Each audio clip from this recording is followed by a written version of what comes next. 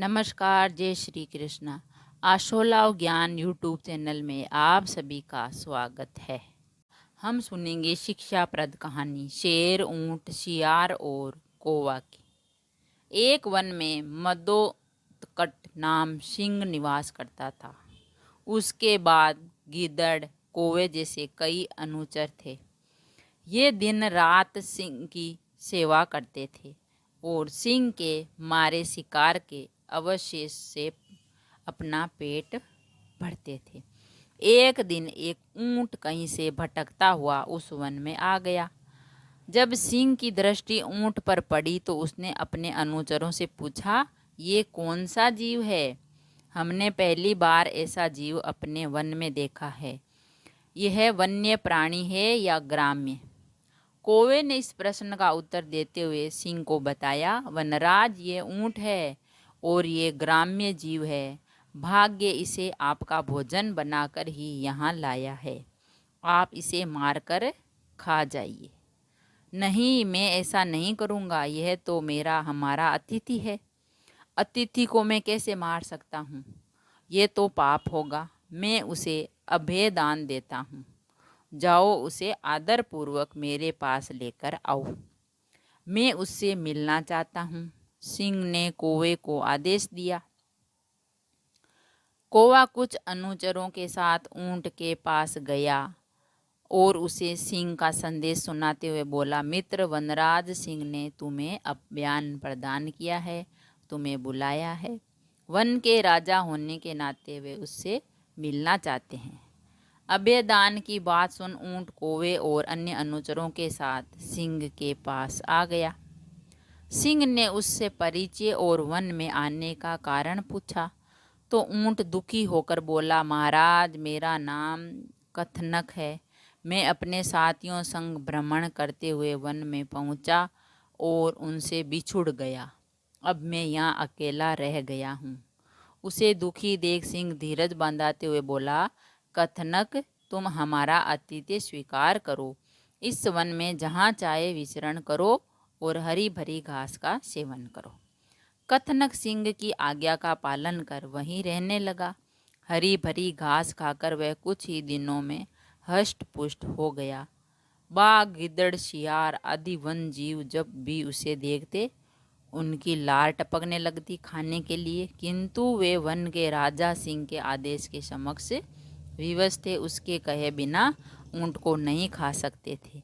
एक दिन कहीं से एक जंगली हाथी वन में आ गया।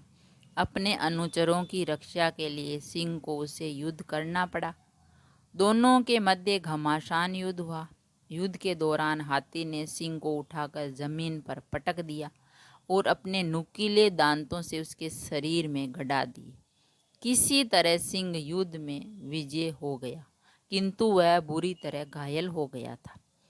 घायल अवस्था में उसके लिए शिकार पर जाना दुष्कर हो गया, जिससे वह स्वयं तो भूखा रहने लगा, साथ ही उसके अनुचर भी, जो उसके शिकार के अवशेष से अपना पेट भरते थे, वे भी भूखे रहने लगे। अपनी दुर्दशा देख और अपने अनुचरों की परेशानी देख सिंह दुखी था। एक दिन उसने अपने अनुचरों की सभा बुलाई। सभा में सबको संबोधित कर बोला, अनुचरों, मेरी अवस्था से आप सभी अवगत हो। मैं चाहता हूँ कि आप कोई ऐसा जीव तलाश करो जिसे मैं इस अवस्था में भी मार सकूं। इस तरह हम सभी का भोजन की समस्या दूर हो जाएगी, निवारण हो जाएगा। सिंह की आज्ञा पाकर सभी अनुचर विभिन्न दिशाओं में शिकार की तलाश में गए, किंतु किसी के हाथ कुछ नहीं लगा। सबके हताश वापस लौटने के बाद कौवा, गिद्धड़ और बाघ आपस में मंत्रणा करने लगे। उनकी दृष्टि कई दिनों से कथनक ऊंट पर थी। मित्रों, कथनक इस वन में रहकर कितना हष्ट पुष्ट हो गया है। जब भी उसको देखता हूँ तो मुंह में पानी आ जाता है। तुम लोगों को क्या विचार है? क्यों न इसे ही मारकर अपनी भूख मिटाई जाए? इधर उधर भटकने का क्या लाभ? गिद्धड़ बोला। कहे तो तुम ठीक ही रहे हो गिद्धड़ भाई, किंतु वनराज ने उसे अभयादान दिया है, वे उसे नहीं मारने देगा। अब तुम्हें ही बताओ कि उन्हें कैसे मनाएं। कौवा बोला, गिद्धड़, इसका उपाय पहले ही सोच चुका था। उसके अपनी योजना कोए बा को बता दी। दोनों ने उस योजना के लिए हामी भर दी। साथ ही अन्य अनुचरों को भी योजना के बारे में अच्छी तरह समझा दिया। इसके बाद वे सिंह के पास पहुँचे। गीदड़ आगे आकर बोला, वनराज, हम सब ने आपके लिए शिकार की, बहुत खोज की, किंतु हमें कोई नहीं मिला। कथनक शारीरिक रूप से विशाल है और अब तो वह हष्टपुष्ट भी हो गया है। यदि आप उसका शिकार करें तो हमारे कई दिनों के भोजन की व्यवस्था हो जाएगी। मैंने उसे अभयदान दिया है, मैं उसे नहीं मार सकता। सिंह ने दो टूक उत्तर दिया। यदि कथनक स्वयं को अपनी भूख मिटाने प्रस्तुत करे तो तब तो आपको कोई आपत्ति नहीं होगी। गिद्दड़ बोला, नहीं, तब तो कोई आपत्ति नहीं, किंतु क्या वह ऐसा करेगा? सिंह अचरज में बोला, वनराज, कथनक क्या?